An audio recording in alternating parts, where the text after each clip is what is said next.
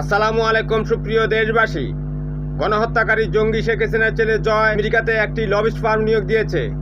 Lobbyist ফার্মটি হচ্ছে state global diplomacy. $2 lakh এই lobbyist ফার্মটি নিয়োগ দেওয়া হয়েছে, যা বাংলাদেশি টাকা 2,40,00,000 টাকা।